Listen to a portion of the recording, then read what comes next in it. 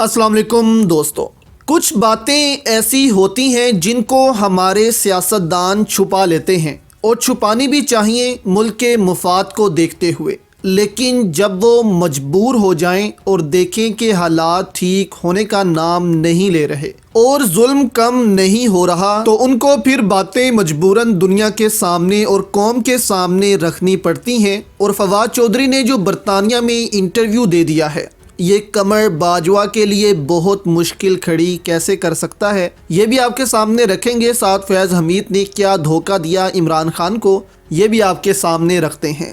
तहरीके इंसाफ के रहनुमा फवाद चौधरी ने कहा है कि हमारी हुकूमत के ख़िलाफ़ तहरीके अदम एतमाद की सूरत दर हकीकत हमारा मुकाबला अपनी ही फ़ौज के साथ, क्योंकि जो हुकूमतें मुस्तहकिम हों इन्हें ऐसे घर नहीं भेजा जा सकता जैसे हमारी हुकूमत को माजूल कर दिया गया। बरतानवी नशरियाती इदारे के प्रोग्राम हार्ड टॉक में गुफ्तगू करते हुए साबिक वफाकी वज़ीर ने कहा कि सब जानते हैं कि जो हमारे इत्तेहादी थे इन्हें कौन कंट्रोल कर रहा था। उनका कहना था कि जो मौशी बहरान अब पैदा हो चुका है इसी सियासी बहरान का नतीजा है, क्योंकि कोई नहीं जानता 6 माह बाद यहाँ किसकी हुकूमत होगी।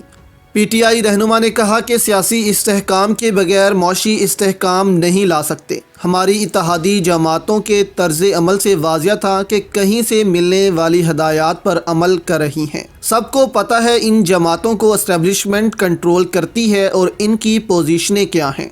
फवाद चौधरी ने कहा कि सियासत को सियासतदानों पर छोड़ देना चाहिए था। इमरान खान वाज़िया कह चुके थे कि हमारी हुकूमत को घर भेजने में जनरल बाजवा मुलव्विस थे। हमने अमेरिका में पाकिस्तानी सफ़ीर का साइफर पेश किया है। पाकिस्तानी सफ़ीर ने assistant secretary of state Donald लू से मुलाकात के बाद साइफर भेजा था। पीटीआई रहनुमा ने कहा कि हमने कभी नहीं कहा अमेरिका से जंग चाहते हैं, हम अच्छे ताल्लुकात चाहते हैं। कोई पार्टी अमेरिका से महाज आराई नहीं चाहते अमेरिका समेत कोई भी मुल्क पाकिस्तान को डिक्टेट करे। हम हुकूमत में आए तो अमेरिका से ताल्लुकात अच्छे नहीं थे। फवाद चौधरी ने कहा कि हमने अफगान तालिबान पर असर डालकर लाखों गैर मुल्कियों का इनखला कराया। अब जो गुजर गया वो गुजर गया। हम अमेरिका से अच्छे ताल्लुकात चाहते हैं। यकीनन अमेरिका भी पाकिस्तान की मकबूल तरीन जमात से ताल्लुकात बेहतर रखना चाहेगा, मगर ये इस हुकूमत की नाकामी है कि अफगानिस्तान से मुतल्लिक इमरान खान की पॉलिसी जारी नहीं रखी। फवाद चौधरी ने कहा कि हम इलेक्शन के लिए इंतज़ार कर सकते हैं, लेकिन हुकूमत इलेक्शन नहीं चाहती। हुकूमत इस्लामाबाद तक में बल्दियाती इंतखाबात नहीं चाहती। इनको इल्म है जब भी इलेक्शन हुआ लोग इन्हें आउट कर देंगे। इलेक्शन पीटीआई की नहीं पाकिस्तान की ज़रूरत है, क्योंकि सियासी इस्तेहकाम होगा तो ही मौशी इस्तेहकाम आएगा, जिससे हालात बेहतर होने की तवक्को है। अब इस सारे इंटरव्यू का खुलासा देखें तो फवाद चौधरी ने सारा इल्ज़ाम कमर बाजवा पर लगाया है कि हमारा मुकाबला रजीम चेंज के बाद फ़ौज से था। अब तारीख में आप देखें कि ऐसे इल्ज़ाम चले लगते रहे हैं फ़ौज पर,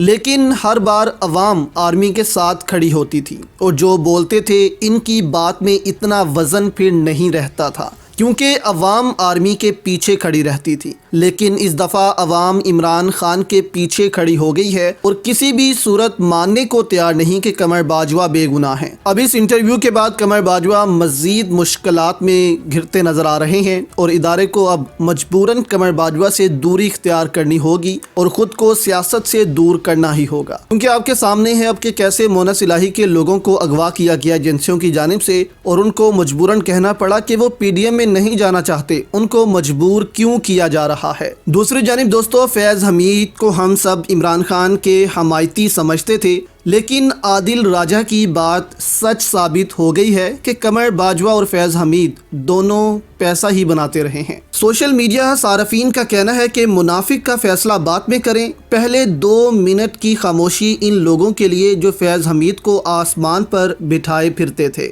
मारूफ यूट्यूबर आदिल राजा ने सीनियर सहाफ़ी तज्ज़िया निगार सलीम साफ़ी की साबिक DG ISI लेफ्टिनेंट जनरल फैज़ हमीद से उनकी बेटी की शादी पर शिरकत के मौका पर मुसाफिया करते तस्वीर शेयर कर दी, जो वायरल हो गई और सोशल मीडिया सारफीन तस्वीर पर अपने रद्दअमल का इजहार कर रहे हैं। आदिल राजा ने तस्वीर शेयर करते हुए अपने ट्विटर पैगाम में लिखा, सलीम साफ़ी जनरल फैज़ हमीद की بیٹی کی شادی پر۔ صافی نے درجنوں کالم فیض حمید کے خلاف لکھے ہوں گے، اب سمجھ میں یہ نہیں آ رہا دونوں میں سے بڑا منافق کون ہے۔ ایک سوشل میڈیا صارف سالار سلطان زئی نے تصویر پر رد عمل دیتے ہوئے اپنے ٹویٹر پیغام میں لکھا، کسی بھی جرم کی کامیابی کے لیے ایک بہترین ویلن اور بہترین ہیرو کی ضرورت ہوتی ہے۔ عادل راجہ کے مطابق جنرل باجوہ اور فیض حمید ایک ہی ٹیم میں بیڈ اور گڈ پولیس کے کرداروں میں موجود تھے۔ سلیم صافی کو جنرل باجوہ کے اہم مشیروں میں سے ایک جانا جاتا ہے۔ ایک صارف سبحان خان نے لکھا، مقصد صرف ایک ہی ہے کہ عوام کو مصروف رکھو اور لوٹ مار مچاتے رہو۔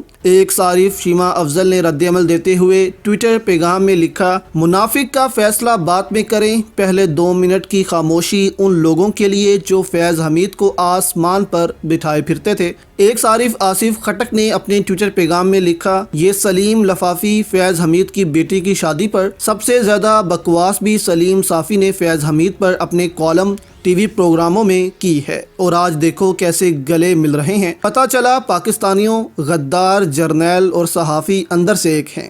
ایک صارف ڈاکٹر فاطمہ نے رد عمل میں سینئر صحافی سلیم صافی کے پروگرام کی ویڈیو شیئر کرتے ہوئے اپنے پیغام میں لکھا، پہلی تصویر میں سلیم صافی جنرل فیض حمید کی بیٹی کی شادی میں شریک ہیں، اب دوسری ویڈیو ملاحظہ کریں جہاں سلیم صافی جنرل فیض پر شدید قسم کے الزامات لگا رہا ہے۔ اب سوچیں کہ جنرل فیض منافق ہیں، سلیم صافی منافق ہیں یا دونوں۔